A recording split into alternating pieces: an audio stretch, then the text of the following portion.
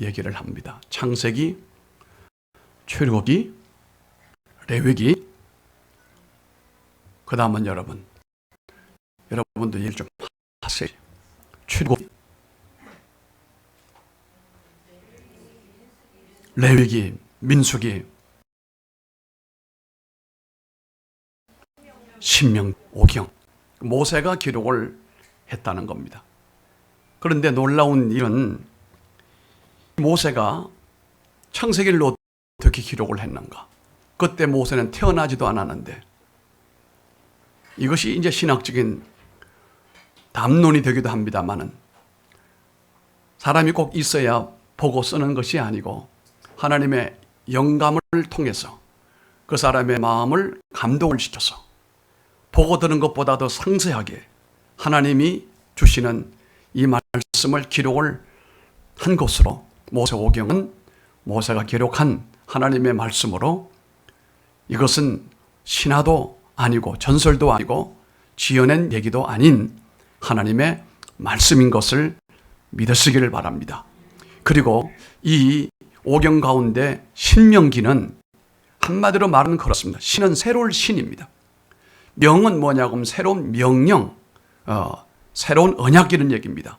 다시 말씀드리면 이스라엘이 이제 광야를 이제 통과하고 난 다음에 새로운 가나안 땅에 정착을 하면, 우리가 코로나 이후의 시대와 코로나 이전의 시대가 아마도 엄청나게 차이가 나가지고 마치 주전과 주후를 나눌 정도의 큰 변화가 일어날 것이다 라고 하는 것이 대부분의 미래학자들의 예견입니다. 마찬가지로 이스라엘도 광야까지 통과하고 요단을 건너고 난 다음에 그 약속의 땅 가나안에 들어가서 살아가는 삶이 그 이전에 조상들이 살았던 삶의 내용과는 전혀 다르다는 거예요. 하나님은 새로운 시대마다 거기에 걸맞는 말씀으로 백성들을 인도하시고 그들을 통하여 영광을 받으시는 것이거든요.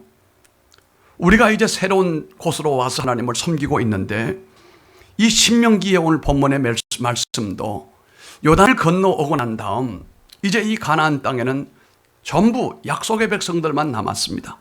갈렙과 여호수아를 제외한 나머지 모든 어른들은 다 광야에서 약속을 믿지 못하여 죽었습니다. 새로운 세대만이 이곳에 왔습니다. 저쪽의 광야길은 너무도 험난하고 아무것도 없었지만 눈을 떠나가면 거기가 거긴데, 이 약속의 땅에는 젖과 꿀이 흘러요. 차고도 넘쳐요. 눈을 떠보면 사방이 너무 아름다워요. 이전에 경험하지 못했던 삶의 환경이 얼마나 대단하게 달라졌는지 말로 할 수가 없단 말입니다. 그러면 이런 새로운 세대가 새로운 땅 가나안에 왔는데, 여기서는 하나님이 기대하는 바는 이전의 조상들보다 더 복된 삶을 살아야 하잖아요. 더 기름진 하나님의 축복을 누려야 되잖아요. 그러려면 하나님께서 지켜야 될 몇 가지 법도가 있다. 이 법도를 너희들이 잘 따라야 이전 세대가 생각도 못했던 놀라운 은혜와 축복의 시대를 새 시대가 살 수 있다라고 하는 것을 기록한 성경이 신명기예요.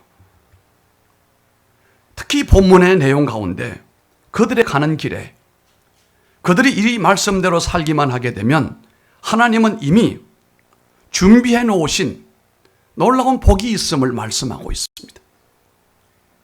지금은 모든 우리 생활이 넉넉할 뿐만 아니라 특히 교육하는 문제가 예전 시대만큼 힘들지가 않아요.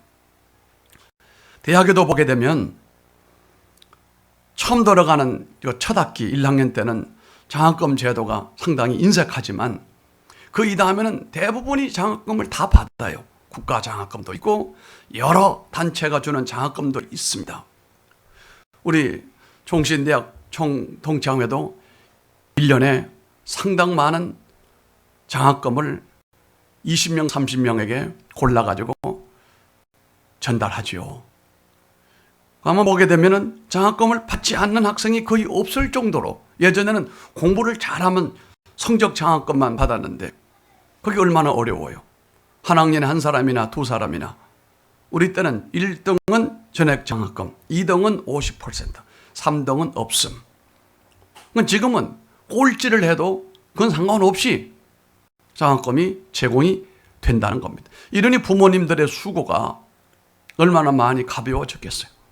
예전에는 사실 국민학교 시절도 그게 의무교육이라고 하고 무상이라고 하지만 사실은 그렇지도 않았습니다. 월삭금이라고 해서 학교에서 돈을 가져오라고 하는 거예요. 그 돈이 없어서 오늘로 말하면 초등학교도 못 다니는 사람들도 상당수가 많았습니다. 중학교요? 힘들어요. 웬만한 가정은 자녀들을 중학교 보내지 못할 환경 가운데 있는 사람들이 많았습니다. 제가 시골에서 자라면서 중학교 시험을 보고 들어갔는데 중학교 간 또래하고 가지 못한 또래가 반반 정도가 돼요. 지금 생각하면 우습죠. 그게 뭔데 중학교도 못 가느냐. 공부를 못해서가 아니에요. 돈이 없어서 못 가는. 그리고 고등학교를 이제 가게 됩니다. 고등학교는 제 또래는 나 혼자만 갔어요. 그것도 시험을 봐가지고 학교를 들어갔는데 우리 마을에 나 혼자밖에 고등학교를 못 갔어요. 다른 사람은 공부를 못해서 갔는가. 그건 두 번째고 돈이 없어서 못 가는 거예요. 그런데 내가 중학교를 가거나 고등학교를 가거나 대학을 갈 때 가만히 보면 우리 부모님은 없는 살림에 미리미리 준비를 하는 거예요. 미리미리. 내가 지금 중학교를 가야 되니까. 부모로서는 이미 준비를 하는 거예요. 하나님께서 우리를 무조건 가나안 땅에 들여다 보내놓고 그냥 거기서 잘하면 내가 상 줄게 이게 아니라 이미 그곳에 가서 믿음으로 말씀으로 이렇게 잘 살면 내가 이런 복도 주고 이런 혜택도 주고 이런 은혜도 주마. 미리 우리 부모가 우리를 위해서 준비하는 것 이상으로 완벽한 준비를 하나님은 다 끝내놓고 계신다는 겁니다. 이때는 아멘이라고 해야 돼. 우리가 이곳으로 왔을 때도 열심으로 하나님의 인도를 따라왔는데 이곳에서 하나님을 잘 섬기면 하나님이 주실 은혜와 복이 이미 따라합시다. 예비되어 있도다. 나를 위하여 예비된 은혜와 복이 있도다. 할렐루야. 자, 그러면 하나님의 그 역할과 인도하심이 분명 어떻게 나타나게 될 것인가? 첫째는 힘들고 위험한 환경에서도 지켜주시는 하나님이 되신다는 사실입니다. 오늘 읽었던 말씀 10절 말씀 가운데 나오잖아요. 여호와께서 그를 황무지에서 짐승의 부르짖는 광야에서 만나시고 라고 말씀합니다. 이스라엘이 가나안으로 가는 환경은 물이 없는 사막입니다. 하필이면 왜 그 사막으로 인도했는지. 날이면 날마다 40년이 사막이었습니다. 여러분 사막 아시죠? 낮에는 무더위가 50도까지 올라갑니다. 저녁에는 사막 지역은 갑자기 떨어져서 영하는 안 일는지 몰라도 낮 시간에 50도로 있다가 저녁에 10도만 돼도 못 살 정도로 추워요. 시내산을 등반해 보게 되면 느껴져요. 낮에 그렇게 더웠는데 시내산을 올라가려고 새벽 2시에 일어나니까 얼마나 추운지 몰라요. 이 사막이라고 하는 곳에는 자연히 이렇게 우리가 생존하는 일에 어려움이 있을 뿐만 아니라 맹수들의 울음소리가 스산하게 들려오는 두렵고 낯선 광야라고 성경은 말씀하고 있습니다. 그러나 성경을 보면 그들 중에 맹수에게 물려 죽은 이스라엘 사람들이 있었느냐? 없었습니다. 굶주려 죽은 사람이 몇 있었는가? 전혀 없었습니다. 물을 마시지 못하여 탈진하여 죽은 사람이 있느냐? 없었습니다. 한 명도 없었습니다. 다만 그들이 죽은 이유는 하나님을 배반하고 불순종했기 때문이지 순종한 사람은 죽은 사람 아무도 없어요. 어떻게 권사님 옆에 있는 손주가 얼마나 이쁜지 내 말을 잘 듣네. 네가 앞으로 큰 사람이 될 것 같다. 귀 생긴 거 좀 봐. 잘 듣잖아 봐. 우리가 굳센 믿음으로 전진하게 되면 하나님은 우리보다 더 빠른 걸음으로 더 적극적으로 우리를 인도해 주시는 분입니다. 하나님의 그 발걸음과 스피드는 여러분의 발걸음과 스피드와 비례한다는 것을 아셔야 됩니다. 여러분이 빠른 걸음으로 나가게 되면 하나님도 여러분들을 빠른 길로 빠르게 인도하시는 겁니다. 그분은 우리가 평안하고 즐거울 때만 우리와 함께 하시고 우리와 좋은 시간을 함께 하지 아니하시고 우리가 어려움을 만나고 위험을 당했을 때도 하나님은 더 적극적으로 우리를 지켜주시는 것입니다. 오늘날 성도들은 상당히 열악한 환경 가운데 쫓겨가고 있는 것을 우리가 잘 알고 있습니다. 살아가는 삶이 점점 힘들어가고 쪼여온다는 겁니다. 여유가 없다는 겁니다. 혹자는 말하기를 오늘날 이 코로나를 당한 이 시대에서 믿음 지키기가 그 옛날 카타콤 시대보다도 어렵다. 영국에 포악했던 메리 여왕 때보다 그래서 도저히 못 살아서 메이플라워를 타고 살던 죽던 우리 신천지로 가보자고 떠났던 사람들이 오죽했으면 그렇게 떠났겠어요. 아무런 보장도 없이 원체 이 메리 여왕이 포악하고 이 믿음으로 사는 개신교인들을 죽이니까 도저히 못 살겠다, 힘들어 못 살겠다. 가다가 죽는 한이 있어도 우리 한번 가보자. 그리고 메이플라워를 타고 대서양을 횡단한 건 아니겠습니까? 하루하루 새롭게 펼쳐지는 환경들이 광야를 통과하고 그리고 가나안으로 가는 이스라엘 민족과 동일한 시대를 우리가 살고 있습니다. 여러분 착각하면 안 됩니다. 우리가 살아가는 건 평안하고 아무런 문제가 없고 염려가 없고 천만에요. 언제 어떤 일이 생길지 모릅니다. 돌발 변수가 너무도 많은 시대. 그래서 제가 하는 말이 있습니다. 쥐레를 밟고 가는 쥐레 묻힌 곳을 지나가는 사람과 똑같다. 어디서 쥐레가 터질는지 어떻게 알아요? 도무지 몰라요. 도무지 내일이 보이지 않고 미래가 확보되지 못한 세상에서 우리가 지금 하루하루를 이렇게 살아가고 있는데 이것이 하나님의 은혜요, 하나님의 복이 아니겠느냐 이런 말씀입니다. 왜요? 하나님과 동행을 하니까 그렇습니다. 그 하나님은 여인들이 사용하는 이 장신구, 어떤 이어링이나 이 자신을 이쁘게 꾸미려고 하는 그런 장신구가 아닙니다.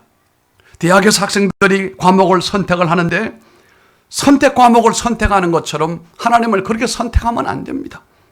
내가 여유가 안 나고 내가 시간이 되고 내가 좀 이럴 때 하나님을 찾는 것이 아닙니다. 이건 필수입니다. 전공입니다. 먼저 하나님을 찾고 먼저 하나님의 은혜 안에서 그리고 다른 일들을 우리가 이루어 나가야 된다는 겁니다. 그것은 필연적으로 하나님의 은혜고 축복일 것입니다.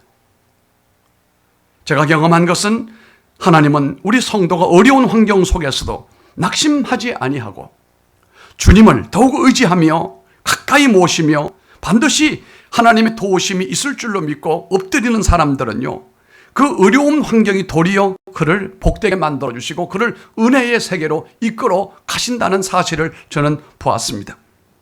반면에 환경이 좋고 물질이 풍부하여 하나님을 외면하고 교회로부터 멀어지게 되면 영혼의 병이 생기는데요.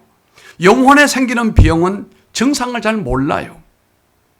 육체에 생기는 병은 병 생기면 당장 내 몸에 사인이 오게 되어 있고 정신적인 병도 문제가 생기면 사인이 오는데 내 영혼의 병은 문제가 생겨도 사인이 오지 않아요. 너무 좋은 거예요. 어떤 분이 그랬습니다. 매일 주일 가다가 몇 주일 쉬어보니까 처음에는 조금 죄책감이 있고 두 번째도 조금 그런데 한 달 좀 지나니까 너무 좋더라 이거예요. 어떤 분이 그랬습니다. 우리 현장 예배 못 드리고 이렇게 유튜브를 통해서 예배 드리니까 참 좋다는 거예요. 처음에는 조금 끄적지근하고 뭐 한데 헌금은 이 구자로 보내주고 얼마나 좋으냐 이거예요. 탁 누워가지고 텔레비전 앞에서 이렇게 보니까 편하고 좋다 이거예요. 그 먼 데까지 가고 오고 주차장 그 힘들고 어려운데 너무 좋다는 거예요. 앞으로 좀 이렇게 해야 되지 않겠냐. 여러분 그렇게 하다가는 다 죽습니다. 모이는 일에 열심을 내시길 바랍니다. 이걸 패하면 교회는 망조가 들게 되어 있는 것입니다. 영혼의 병은 내 믿음이 떨어지고 내 은혜가 떨어지고 내 영혼이 가뭄이 와도 나는 잘 몰라요. 편한 거예요. 좋은 거예요.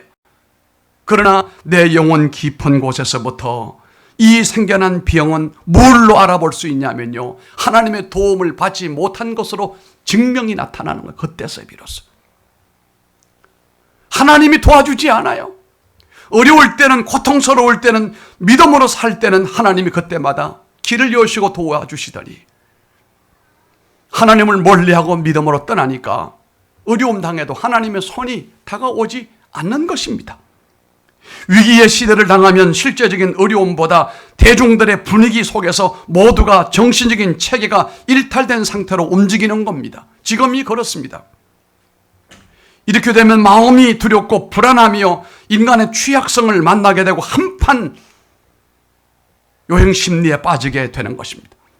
그래서 사실은 이 시대에 아파트 값이 이렇게 올라가고 영끌이니 뭔지 이런 말이 오는 거예요. 비트코인 얘기가 나오는 거예요. 차근차근하게 내 임무, 내 일을 감당하고 주어진 임무에 충실해가지고는 뭐가 안 된다 이거예요. 불안한 거예요. 이러므로 사회는 각자가 불행한 일들이 생기게 되어지게 되고 개인들이 정상적인 발전보다는 결국은 퇴보하게 되어지게 되고 자기 파괴가 일어나게 되는 것입니다. 우리는 지난주 이 야당에서 야당 대표를 뽑았죠. 그런데 놀라운 일은 그 기라성 같은 선배들을 몰아치고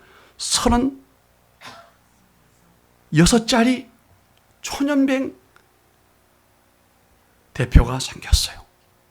여러분, 그 이유가 뭔지 알아요? 우리가 사회 현상을 자세히 살펴보면 거기에 다 원인이 있어요.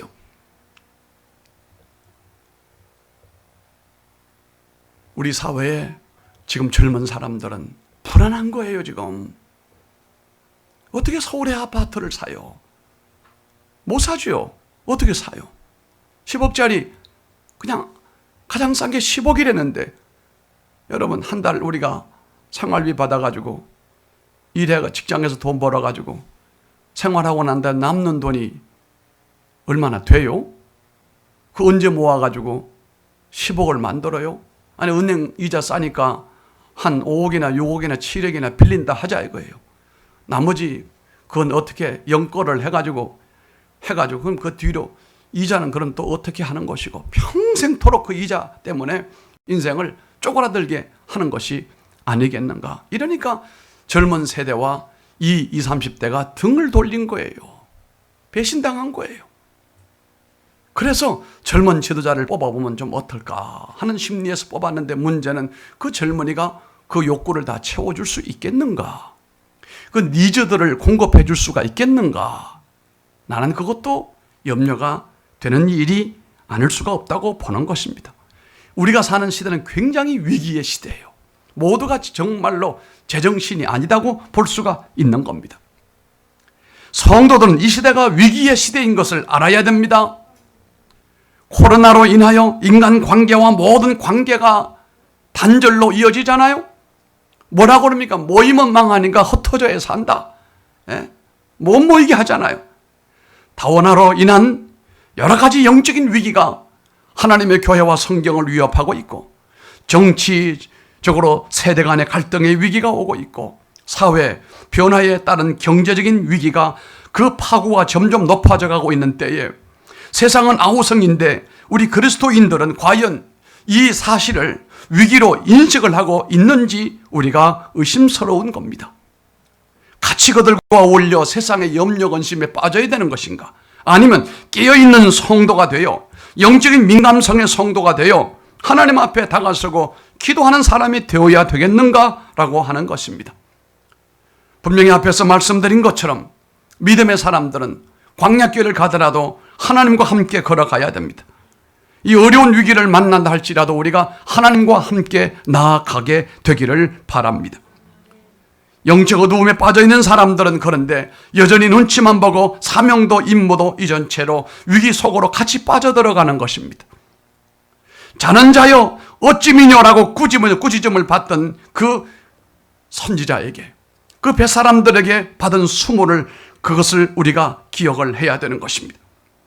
사실 우리 모든 사람들이 거의 마술에 걸린 세상에서 깨어나 철저한 신앙과 믿음으로 하나님께로 손들고 나아가야 할 때가 왔다라고 저는 보는 것입니다. 지금도 여러분은 우리의 불안을 잠잠하게 하시는 분은 하나님이시라는 것을 믿으시기를 바랍니다.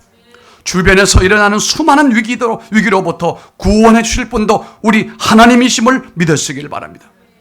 풀물불 속에 있던 다니엘의 그 세 친구들을 티끌 하나 상하지 않게끔 지켜준 그 하나님께서, 사자들에게 입을 봉하여 주셨던 그 하나님께서 우리 성도들과 우리 교회를 철저히 지켜주실 줄로 저는 믿습니다. 사람들은 위기라고 느껴지면 여러 가지 부정적인 감정을 충동적으로 외부로 발산하게 됩니다. 그래서 우리 시대에 갖가지 악명 높은 범죄들이 많이 일어나고 있습니다. 지금 이게 다 모두가 위기에 빠지니까 나타나는 현상들이 정신이 제정신이 아닙니다. 그들이 하는 말이 얼마나 험한 말인지 몰라요. 그들의 행동이 사려 깊지 못한 경망스러운 행위를 하고 있는 것도 사실입니다. 또한 이 신체적인 기능이 마비가 되고 통찰력을 잃음으로써 삶이 뒤로 후퇴하는 경우가 허다합니다. 성도들은 이런 위기 속에서 하나님의 도우심을 구해야 됩니다. 영적 자원을 활용을 하여 우리가 일어나야 되는 것입니다. 하나님의 도우심이 나타납니다. 우리가 일어나야 하나님도 일어나십니다. 우리가 걸어가야 하나님도 함께 걸어가시고 인도해 주시는 것입니다. 가장 이 세상을 살면서 완벽한 삶의 보장, 생명보험이 무엇입니까? 하나님의 보호 가운데 있는 사람임을 믿으시길 바랍니다. 뉴 헤브라이즈 섬에서 선교했던 패튼 목사님의 얘기는 우리들에게 감동을 주고 있습니다. 그때만 해도 원주민들이, 식인종들이 상당수가 많았는데 그들에게 복음을 전했는데 그들이 그 복음을 듣기를 싫어했습니다. 어느 날은 이 선교 본부를 횃불을 들고 밤에 이 원주민들이 애워쌌습니다.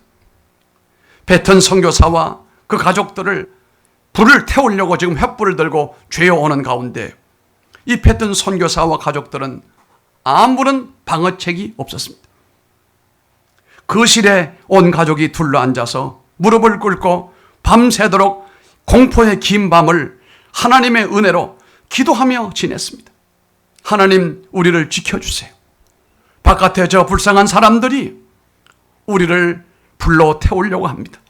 이 선교센터를 허물려고 합니다. 하나님, 지켜주세요. 우리는 아무런 방어 대책이 없습니다. 그러나 저들은 강합니다. 우리가 믿는 것은 하나님은 저들보다 더 강할 줄로 믿고 우리를 보호하신 줄 믿습니다. 이런 기도와 찬송으로 밤이 새도록 그렇게 했는데 그 공포의 밤이 지나고 난 다음 아침이 되어 바깥에 나가봤더니 그 침입자들이 웬일인지 몰라도 한 사람도 남기지 않고 다 떠나가고 아무도 없었습니다. 그리고 아무런 일이 없는 것처럼 시간이 흘렀습니다.